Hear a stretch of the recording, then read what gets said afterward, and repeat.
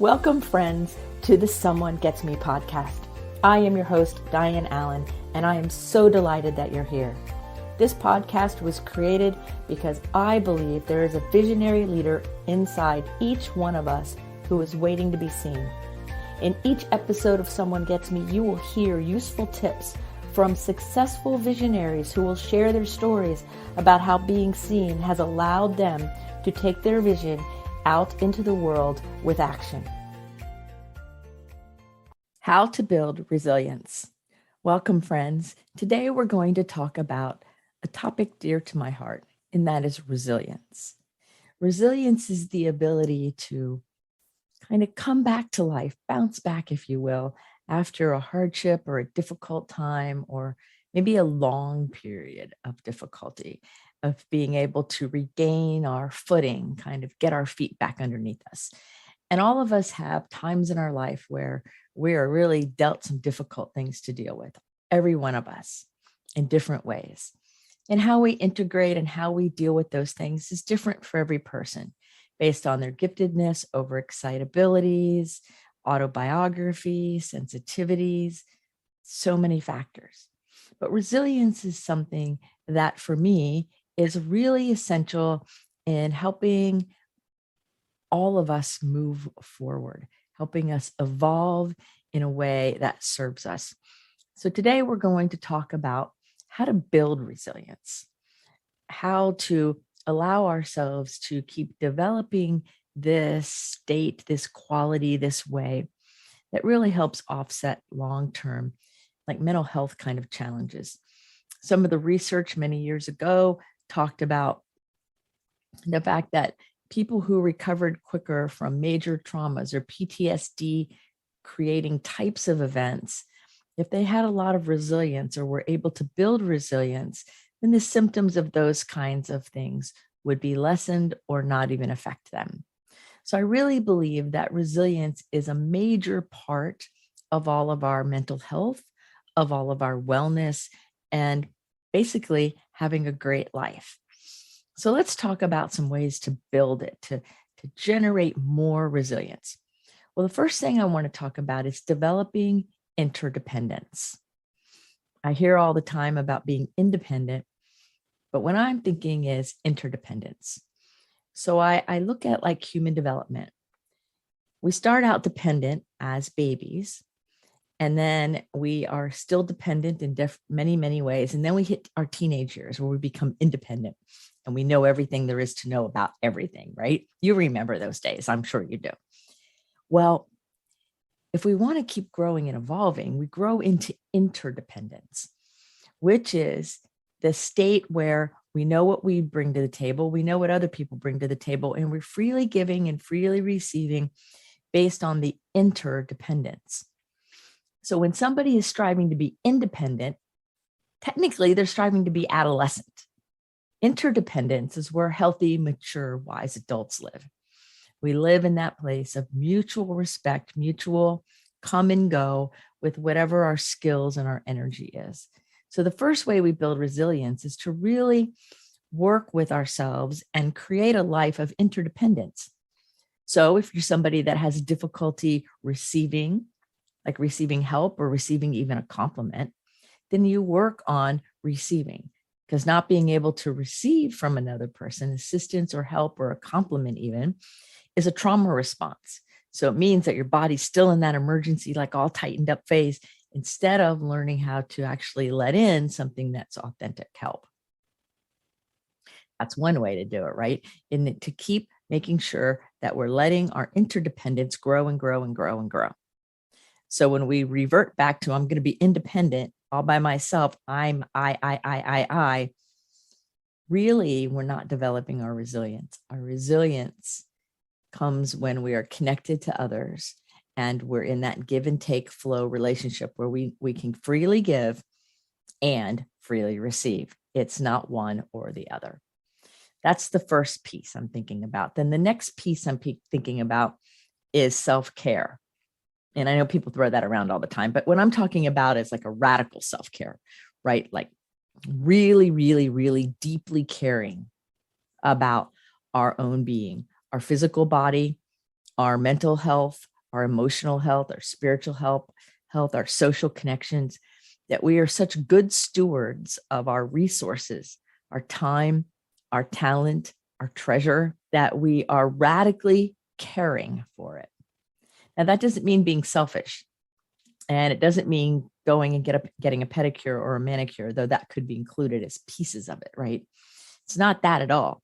It's radical self-care, meaning I care deeply. You know, I had a friend of mine call me not long ago having a difficult time. And I said, I have the sense that you don't really love yourself. That self-love, really, go look at yourself in the mirror and say, I love you. Thank you for being here for me. I love you. Eye contact. Can you do it without crying or shutting down, right? Really deeply caring for yourself. So self-care is not just the activity out here like we hear in popular language. No, it's deeper than that. It is about actually deeply caring for your being, yourself, your physical bodysuit, your spiritual wellness, your essence, your emotions, your mind, all of it, caring deeply, being a good steward. And for some of us, that takes practice. And for some of us, it takes kind of consistently working on it, right? To make sure that we don't drop the ball. Because I work with some people who say, well, once you become a parent, you get rid of all your self-care. Well, I can see that we make sacrifices. But getting rid of your own self-care ends up backfiring on you, doesn't it? Or if you abandon your own self-care, I know I used to do this when I was in college, and I'd call everybody at the beginning of finals week and say, well, I'll see you in a week because I'll just be diving in my books. So my radical self-care wasn't really on point for that week. I didn't eat like the way I should have, right? I didn't care because I was studying. And that was a form of care of my mind and my grades, but it wasn't that radical, deep self-love. So do you really, really love you? Not from your head, from your heart, right here. And that care means that you take care of you like you would an infant, like taking good care. It's not just on the outside. It's that energy, that feeling is generated from your heart, from your soul. That builds resilience. It builds our ability to take a situation that's not so great and we can survive through it. We can live through it in a way that it may not be easy, but won't take us down. Another way to build resilience is to honor your essence, to honor who you are intellectually, who you are emotionally, who you are as a being sucking air here on planet Earth. And so honoring your essence means we take our lessons that we have, like when we make mistakes and we have a lesson, it means learning from experiences that we have. It means learning how to appreciate and really have honor and reverence for who we are and what we're about, intelligence-wise, emotionally, and every way, physically, spiritually. Can you do that? Really honor that. Now, that doesn't mean you never make any mistakes. It doesn't mean you're perfect. It doesn't mean that anyone expects you to be. It means that you honor who you are as a being sucking air here on planet Earth. And then do you honor other beings sucking air here on planet Earth? Now, that's all the beings, right? That's the little bugs, that's the dogs and the cats and the squirrels and the dolphins and the people that maybe aren't making such great choices too, right? We can honor their presence and still disagree with them. We can honor another person's ability and not necessarily be in agreement, right? We can have respect for someone and disagree with them. We can radically take care of ourselves and not agree with something that somebody is saying or doing. They can be in the same world. So when we're aligned in our sovereignty, then our resilience is assured. Another thing I'm thinking about is, which is, this one's a fun one for me, is making every day meaningful and valuable. But creating meaning in every single day. Like so many times people create meaning on their birthdays, especially the birthdays ending in zeros, right? Or holidays or things like that, big accomplishment days. And I think there's meaning in every day. I think there's meaning in every situation of every day. Every connection that we have, whether it's deep and long lasting or short and quick, those connections create meaning for us and the other person. Those connections create hope for us and the other person. So creating meaning in every day with intention and focus builds our resilience, aligns us with our purpose, with our sovereignty, with who we are, like really. Apart from the popular trance of human culture, apart from all the stuff that's going on, we begin to see meaning and value in every day. So when we set out in the morning to create meaning in every day, and you wake up and you say, what's mine to do today? Where is the meaning? What meaning can I create? It allows hope, gratitude, joy to be your experience. It allows all of your connections, your connection within you, your connection to the greater universe, your connection to others, to be beautiful, kind, authentic, real, not always easy, but real and authentic. And when we are real and authentic and honest, and we live in integrity, our character helps us build resilience. So when something happens in life that's tricky or really difficult or really hard, we have a foundation, a very deep foundation that helps carry us through. The ground doesn't shake. Another thing that helps us build resilience, see, there's all kinds of things. Resilience isn't an accident, folks, is to give ourselves permission to enjoy life. Oh my gosh, we have to give ourselves permission to enjoy life. Like, even saying that to me makes me kind of laugh, because I believe that joy is our natural state. So we are here to enjoy life. And we're here to enjoy life to its fullest in all its depth and richness, which doesn't mean everything's good all the time. It means that there's richness in the depth of all that happens. So I've gotten away years ago from good or bad emotion or good or bad things. I just look at it as this great tapestry of experience, right? And so when I give myself permission to enjoy it and enjoy life, I allow myself to play. I allow myself to, like, look, I play all the time. I even have a slinky right here on my desk. I know, because if I'm enjoying life, then I'm more resilient. So I have toys, and I love slinkies because the spiral reminds me of our growth curve. It is pretty.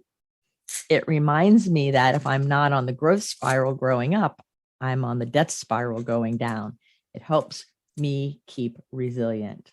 It also is fun to play with, right? Yeah. So we all have our toys. I have lots of toys because life is meant to be enjoyed, right? So the other part of this, giving ourselves permission to enjoy every day, is curiosity and creativity. I think curiosity is probably one of the most important things to develop in our daily life, is to just be curious, like a 5-year-old at Disney World, or like the 3-year-old that's going, why this, why that, why this? But deeper questions, like, how can I serve? What cool thing can I do next? How can I interact with the next person in a way that is meaningful? How can I offer gratitude even in the face of adversity?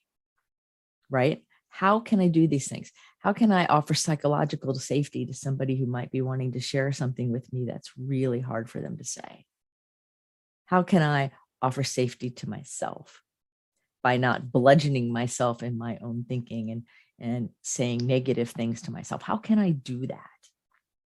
Curiosity opens doors, helps us see a wider range of things so we know what to do or not do. It makes life more fun. It makes things enjoyable. Now, there was a time in my life where I did not do very much curiosity. I was very serious. I was very much on point, and I stayed like in this little rigid way of being. I didn't take a whole lot of good care of myself. Not really. I mean, I did sort of, but not radically like I'm talking about. I certainly wasn't living with hope. And I was so independent that I didn't even know interdependence was a thing. So at that point in my life, I was in my early 20s and I was stuck in the teenage independent thing because that's what I knew. And that's what I was taught. Over the years of maturing and growing and doing a lot of work on myself, I realized that the deeper I go and the more I excavate like an archaeologist, all the junk in there that doesn't need to be there and all the treasure in there that I didn't know was there, that I let curiosity and play and exploration and excitement come through to me in a way that is magical and amazing. And sometimes the stuff we discover is smelly, ew, right? Or it hurts to touch it. And sometimes it's more beautiful than we could ever imagine. But that's the depth and richness of life. So when we approach things without the judgment of good, bad, right, wrong, it's just smelly, or it's beautiful, or it's gold, or it's lead. It's all part of the beautiful tapestry. It's all part of the beautiful experience. And when we see it that way, and we come out of the dualism of good, bad, right, wrong, we begin to build more resilience in ourselves because that gives us permission to be creative, to move forward in really fun, exciting ways, to do things that keep our flow in a way that we can enjoy life and we can feel hope and we can be that beneficial presence. And most importantly, we're resilient. Things happen and we bounce back and people go, how can you still be happy? Or how can you be so giving when other people would be bitter if they've lived through what you have lived through? To which I say, yes, some people might be bitter if they've lived through what I've lived through or what you've lived through. And what I know is when I cultivate my own inner resilience by really deeply caring for myself and enjoying life on purpose with intention, then that bitterness has no place to live. And I realize that everything serves me for the better. You know, that's the spiritual law. Everything works together for the good. It didn't say everything is good. Everything works together for the good. So there's always something good that can come out of it. I've had some really traumatic things happen. And I've said, all right, how can I use these things to serve other people or bring some goodness to the world? And sure enough, within days, no more than a week, opening my mind with curiosity, I saw all kinds of opportunities come through to use this horrendous pain I had just suffered to the benefit and healing and help of others, which then gave me permission and them permission to enjoy life, have a little bit more hope, and have some gratitude. So everything worked together for the good, even when it's not all good, so to speak. That's why I don't look at things as good, bad, right, wrong, because it doesn't make sense. So when I say things work together for the good, that G is capitalized. And when you capitalize it, it means it's the principle of the good, which is the high spiritual principle of something that serves you. It's not the lower idea of good or bad. Hope that makes sense. Anyway, so these are some ways to build resilience. So let me review a little bit using some different words to help you kind of see that there's lots of nuance, lots of meaning, lots of depth, lots of facets to these ideas. They're very important if we're going to continue as sensitive, amazing people to navigate through this often insensitive world that often doesn't understand and that is kind of just knee-jerk reacting everywhere. It's up to us individually, each one of us individually, to build our inner resources so that we can be a beneficial presence, so we can stand in our sovereignty as authentic, aligned beings full of integrity. We are here to do that. So it's time that we did it. So here, think about it these ways.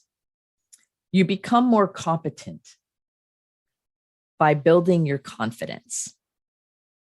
So we start by building confidence in ourselves, trusting ourselves a little bit more. If I say I'm going to do something, I do it. If I say I'm not going to do it, I don't do it. That's integrity, right? And we build confidence by living the life we say we want to live and being honest with ourselves and having integrity. And through that, we become more competent. So first we're confident, then we're competent. Some people work on competence and then that gives them confidence. So you can do it either way, right? For me, it works where I work on my confidence in a skill or a situation, and then I feel competent. So there's no wrong order. Remember, no good, bad, right, wrong. But pay attention to how confidence and competence go together. They go together and they serve you when you allow them to. Using those words to beat yourself up is abusive. So I suggest you stop. Yeah. Then the next thing I want you to think about is connection is the correction. We live in a culture and a society that wants us to be disconnected from our own inner reality, not trusting our intuition, not trusting our own thoughts, full of self-doubt, grief, guilt, worry. That is disconnection. We are living in a society that wants us disconnected from others and disconnected from the higher order of the universe. And connection to your inner world, to others, and to the higher order of the universe is required for human health. We're pack animals. Our brains, our neurology are meant to be in resonance with others of the same species. We're designed that way. So it's goofy to say, well, I'm going to be all by myself. I don't need anyone else. Again, that's somebody stuck in independence. And most likely it's a trauma response coming from something somewhere, because we're meant to be connected, like authentically connected. Eye contact, connected. You know, I went out earlier today and the person was ringing up my purchase and she was really sweet and had a nice smile and I thanked her, but I got eye contact when I thanked her. And the moment I got her eye contact and slowed down, I said, thank you so much. She smiled and beamed and she goes, and then after I was all done with my purchase, she said, thank you for being so nice. Because see, I'll bet you she spends most of her day not feeling seen, you know, more like a machine, but she's a person. So that connection is the correction to what's going on in our world. Like really connect. Got to connect with yourself too, right? Then I also want you to hear this. Gratitude helps us build our character through contribution. So gratitude helps you build character through contribution. Yeah. Because when we're grateful, we're giving. When we're grateful, we are more free to give and care for others, right? There's 3 kinds of gratitude. Gratitude for the things that we desire in the world. Gratitude for my slinky, right? I have gratitude for my slinky. We can have gratitude in the face of adversity or something gooky that we don't like. Like I want to go to the beach and it's raining and I can be grateful for the rain by saying it's a great day for ducks. But really, sometimes we have to be grateful in the face of adversity or things that don't feel good. Then there's gratitude for gratitude's sake, just to be grateful. And the way I practice that is I say thank you every time I go through a doorway where the door is open or closed. I say thank you in my mind. Every time I get it in on my car, thank you. Thank you. Not for anything, just thank you. Because that sets my being up to be more giving and contribute my ideas, my energy, my emotions. Sometimes our contribution is a smile, is holding the door for somebody, is telling somebody to have a good day. Sometimes our contribution is texting a loved one just to remind them we're there, or actually calling somebody or sending a card, right? It's when we're grateful, we contribute more into the lives of ourselves and others. That, my friends, is what builds character, real character. Now, character does not want to be confused with charisma, where people can be all showy and everything, but underneath it, it's not so integrity, right? Character has integrity and it stands up to time and testing. So gratitude builds your character. It allows you to give and contribute in lots of meaningful ways. And the last thing I want to say is we want to use our support, our multiple peer groups, the people in our lives to help us navigate this world. The world we live in is often insensitive, especially to those of us who are highly sensitive, intensely sensitive, gifted, and all of those things. Being an intensely sensitive, twice exceptional, gifted woman, that means I have overexcitabilities as a gifted person, plus the spiritual giftedness of clairvoyance, clairaudience, claircognizance, and empathy, right? And empathic listening. These two things combined equals intense sensitivities, which is not the same as being highly sensitive. It's much more intense than that often.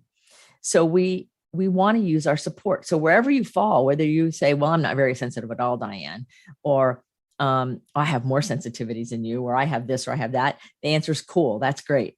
We still have to use our support in our network. You know, in the gifted world, we talk about multiple peer groups. And I've been talking about that since way before I heard it at a gifted conference, because I really believe that no one person can be our everything, right? I think that we all are so multifaceted that it takes multiple peer groups in order to really feed our soul and our emotion and help us be resilient in the world. So I have peer groups for my spiritual world, my professional world, my social world, my creative world. I have my vacation friends where I can just be and relax. And I have all different peer groups. So when I need something, then I know what group to access in order to get my need met. So I'm not going to an empty well for water. So if I want to talk to somebody about old grief that's coming up, then I talk to somebody who understands that. I don't call one of my sailing friends because they want to hear me. They want to listen. They care about me, but they're not in a place in my world to handle that, nor should they. So you want to kind of match what you're going to take to what peer group. Just like I don't take to my quilting friends a sailing challenge. They will want to listen because they like me, but they can't really participate. So we both go away frustrated. So it matters that we use our support system and we use the people around us in a way that's intentional and respectful. And that's how we navigate and deal with an often insensitive world, because life throws a lot of things at us and we're wanting to build more resilience, and we're very sensitive and we're vulnerable to living in a world that isn't so sensitive. So we need to build ourselves up. So that's why we're doing this podcast today, help give you ideas to help you build your resilience, to help you learn how to use your character and your confidence and some of the natural inherent ability that you have and qualities that you are to stand in your sovereignty in a way that's meaningful and that matters. So I hope these ideas have spurred some interest, have got you asking questions, have maybe supporting you in making some changes to build more and more resilience. Because I believe that in this world right now, there is a growing requirement for all of us to be actively and intentionally building our resilience muscles so that as the world's doing whatever the world is doing, We can be that sovereign, calm energy in the middle of the storm, kind of like the eye of the storm. We can be the calm and everything can flip on around us. But in order to do that, we have to take action toward a goal of being aligned, being in that place of following our life's passion with intention and focus and goodness. So friends, I hope that these ideas have served you.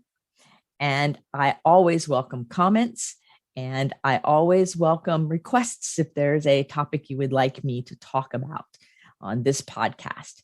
So leave me a comment, write me an email, do whatever to let me know if there's something you would like for me to share with you. If you've enjoyed this episode, then please like it and maybe share it with some friends and let some people hear some things that are hopeful and maybe supportive. So, till the next episode of Someone Gets Me, know that you're beautiful, you are lovable, and you are fully capable. Be well. Thank you for listening. I trust you gained some valuable inspiration and information. Please join me and other visionaries in the Someone Gets Me Facebook group. Or for more information on my services and additional episode's, visit someonegetsme.com. Again, thanks for listening.